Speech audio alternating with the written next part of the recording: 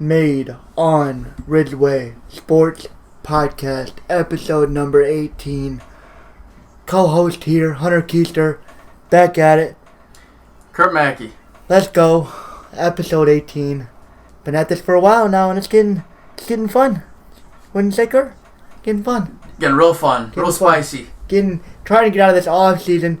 Got a good little episode, and I feel like today we got a good variety of sports. We're gonna touch on some golf. We're gonna touch on some basketball, pro and college, and also the new golf league that's been made to try to compete with the PGA. So that'll be our episode, and we will start with basketball and the NBA Finals game number 2. Yep. From last Friday, we said the Celtics would go up 2-0. We were wrong. Celtics, I got to watch a little bit of the game on break, and Boston, honestly, they got clamped up pretty good. They only scored 88 points. Golden State was a little bit over 100. A lot of bad turnovers. The Celtics don't really have a set point guard. They kind of all just move the ball around a lot and pass it. Jason Tatum didn't really play too good, honestly. Golden State, their defense played really good. Curry, another good game from him. Klay Thompson played really bad, though. 4 of 19. Gotta do better than that. But Kevon Looney stepped up for them, and Porter Jr., their backup, he's like a backup interior player for them. He played really good for game 2, so they tied at 1-1. Curry's been playing pretty good, but in the fourth quarters, he's been actually coming up small, though. But that was from Friday night, so they tied at 1-1.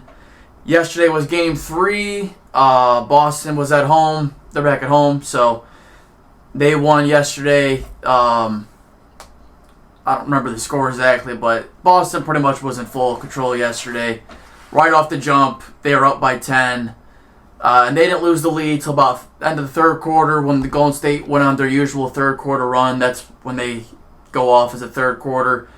Boston had a really strong first half, and Jaylen Brown had a really good game yesterday. Tatum missed a lot of layups, though, but honestly, they're just such a deep team. I mean, 24 from Marcus Smart's huge for them.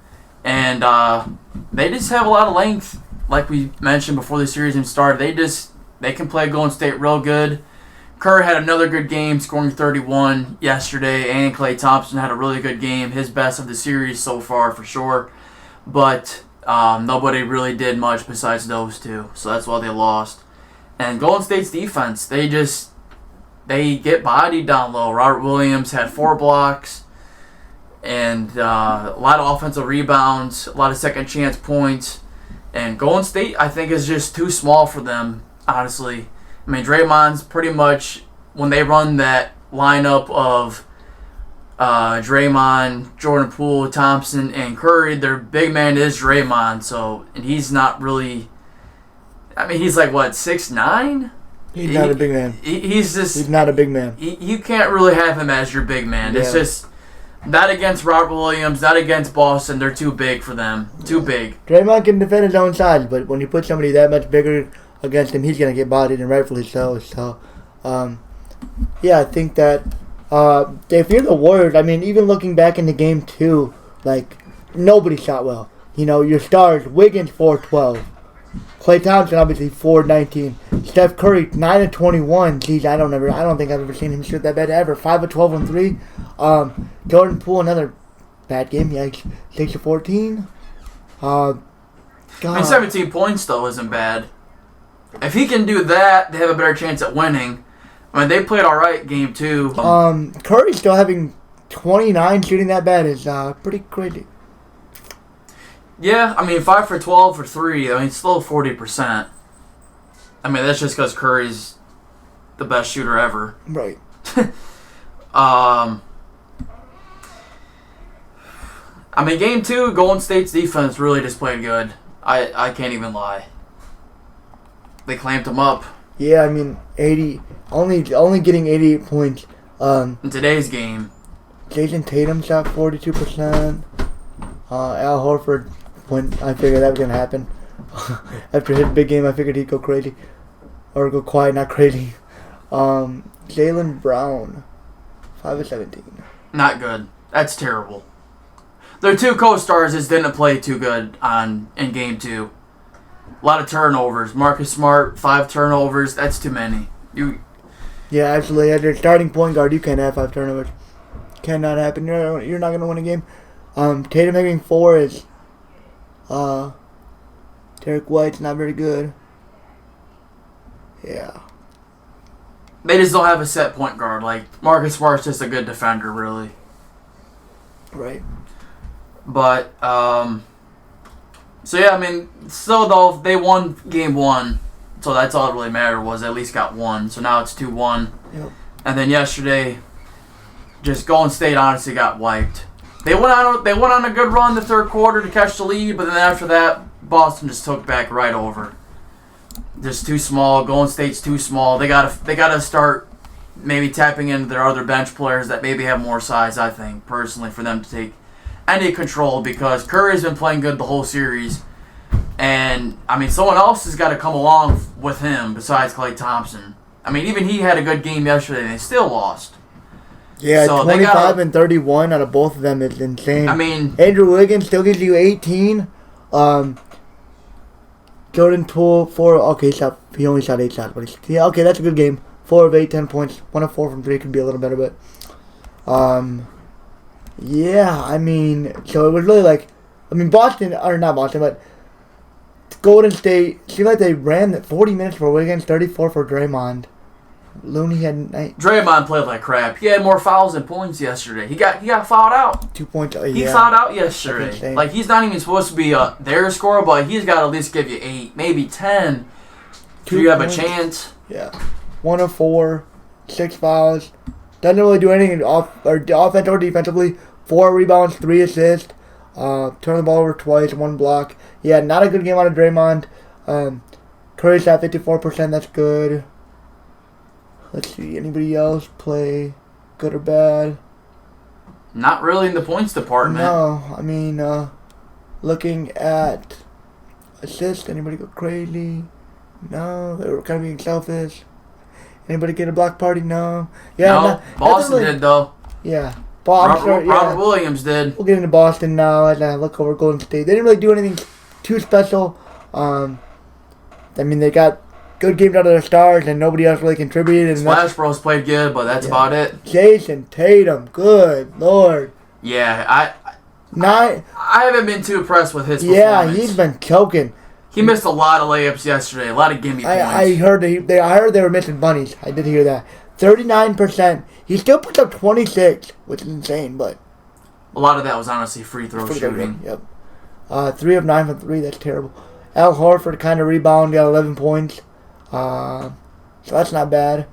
8 rebounds, 6 assists. Yeah, that's a good game. That's a solid game for Al Horford, for sure. Yeah. Robert Williams, I think, has to give you more than 8 points. 10 rebounds is good. It's because 4 blocks, that's it's good. just the way today's game is. They all look to shoot so many threes. Like, I saw multiple times where he was open down low, but they wouldn't pass it to him. Yeah. But I mean, to give you 25 points, 4 blocks, 8 points, 10 rebounds, that's good. And 3 steals? Yeah. Good performance from him, for sure. To get 27 out of Jaylen Brown, 24 out of Marcus Smart. Yeah. He came up huge yesterday, for sure. Wow. I mean, 3 for 7 on threes for him is actually pretty decent. Yeah. Good, decent free throws. 5 of 7. 5 assists, 7 boards. Yeah. One point Nick Stauskas got in the game again. Let's see it. Yeah, they had their bench players in at the end. That's for sure. Boston takes game 3. So where does that leave us for tomorrow night? Yeah. What are we thinking? So they're in Boston, right? Yep. It's their second home game in the series. Boston, that's huge. Oh wow. I mean, I think the tail of the tape is going to be simply, what can the Warriors do, if anything, or change anything to combat with the Boston Celtics big men. Because right now, playing Draymond and a backup against their stars or starters is obviously getting you whacked. Yep. Like I said, Draymond can only do his thing. When you go to that small ball lineup, Draymond at the 5 is just it's not the move. So what's your prediction for tomorrow night then? I'm gonna be honest, because I want the series to go 7 games. So I'm gonna give game 4 to the Warriors. I think they steal one on Boston's court. They make it 2-2. And ultimately, I still think it's Boston in 7. Could I see there being a real possibility they dominate the Warriors again? Absolutely, because of how the teams are set up. I just think the Warriors kind of finally met their match. But Kerr's a good coach, and I think he'll come with a game plan. So I think they'll respond well, and I like them to win and steal one on Boston's home floor. I'll say probably it has to be a low scoring, so probably 105-99 Golden State. Fair enough. Just after seeing what I've seen so far, I'm going to go Boston wins tomorrow again. To go up 3-1. That size matchup for me is just unless Golden State makes a change, I just don't see how they pull it off. I mean, Curry's been playing good the whole series, and even when you got a good game from Klay Thompson with Curry, you still couldn't pull off a win yesterday. And I mean, who's going to be the third wheel to go along for the ride? I mean, may Jordan Poole have a huge game tomorrow night? I mean, this is a big moment for him, for sure. I mean, NBA Finals, he's still a really young player. But to me, it's just Boston's too big for them, and they're just such a deep defensive team that it's hard for me to pick against them tomorrow night. And I'm going to say they win. Probably a good, to me, it looks like it's going to be a good, a good repeat of yesterday. Honestly, I'm going to say Boston scores more. I'm going to say 120-110. Boston wins it. And another good game from Jaylen Brown, and hopefully Tatum plays better. But yeah, I like Boston to win it. And honestly, I like them probably in 6 now, not 7. If they win tomorrow night, they will win within 6. Yeah. That's for sure. Yep. I think so too. Yeah, that's about it for me. Some college hoops next. Diabate and Houstan declared for the NBA draft. Where do you think? What do you see for them, and where do you think they're going to get drafted at? End of the first? Yeah. If I'm looking at it right now, for whatever reason, I thought it would be Moussa would get the higher draft because he tested better. And to me, Moussa looked more ready for that. Neither of them looked ready to me completely. I'll give you my honest answer. I think they're smart because if they're first round picks, you don't want to mess it up or risk that, so I get it. But to me, Moussa looked better and he tested better. But for whatever reason, the experts have been saying Caleb Houston's more likely a mid-first round pick, and Moussa's like a second round pick or late first. So that's ridiculous. If I was doing it, I think Moussa's probably a top 15 player. Probably nothing higher than 15. Probably a mid-first round guy if I had to guess. And then Caleb, I mean, it's hard because he got good potential, but I don't know. He just didn't do a whole lot right. So it's kind of hard to be like, yeah, I kind of see how this guy will be really good because he wasn't even good for the team that I root for. So he'll be interesting. Sounds like a first-round guy still from what I've really heard. I haven't really done a whole lot of research, but yeah, like I said, I believe they went too early. I think that they could have really cemented their names in the first round and made Michigan a great team this year. And but instead they chased some money. Kurt, what are your thoughts? Well, we'll know where they get drafted soon enough because the draft's not too long after the finals, so that'll be within a few weeks. For me, Diabate is definitely the better player. just from what we saw last season during the games. For sure, a better player. Good length. Good. He could probably bulk up for sure a little bit and add some. He's going to need more size to make it as an interior player. And NBA for sure, because he's lengthy, but he's thin as paper. He's thin as paper. I liked what I saw out of. I like him better as a player more than what I saw out of Caleb for sure, because missed open shot after missed open shot. That's all I remember for him last season. So many open shots that he missed that were game changers, because there were a lot of games if we just had better shooting from him, we probably would have won a lot more. We would have won a lot more. Absolutely. And for me, Diabate is probably similar to what you said, probably a top 15, top 20 pick in the first round. Probably just a power forward. I mean, you look pretty lengthy, like 6'9", 6'10", maybe. Would you say? Yeah. I like him probably in the top 20, talent-wise and player-wise. I like his potential more than Houstan, honestly. For me, he's a second-round player at best. At best. I'm not even hating on him. I mean, seemed like he was a pretty decent defender as well, but, like, all I remember, honestly, is him missing open shots. So many open shots. He did miss corner threes. Decent passer, but just... I'm not a fan. I understand Diabate, I guess, going to the draft, but I do not understand Houstan going to the draft this early. Definitely could use another year to polish up his game and probably go out next year with Hunter Dickinson. And if they both return this year, we could really be looking at a really good Michigan team, but they didn't. And I'm seeing another Prasdinkas repeat with probably Houstan. Diabate, I think, can be a decent player, but Houstan, no. I don't see it, honestly. Yeah. Too early. Only time will tell, but I definitely agree with you on the too early part of it. For sure. So we'll see where they go in a few weeks. Absolutely. What did you think of it? You thought they should have stayed. You thought they both should have stayed. 100%. Yeah. I understand Diabate leaving more than Houstan, but they both definitely are not ready. Dickinson was our best player last year, and he knows he's not even ready. So I know those two ain't ready. Yeah, that was kind of my thought process to an extent as well. But I think we will jump off the basketball and hit up some golf, as we have some crazy news. The PGA has been challenged by a league run by one of its own, a former professional golfer, Greg Norman, I want to say his name was. He founded the LIV Golf Tour and also has taken some huge names out of PGA already.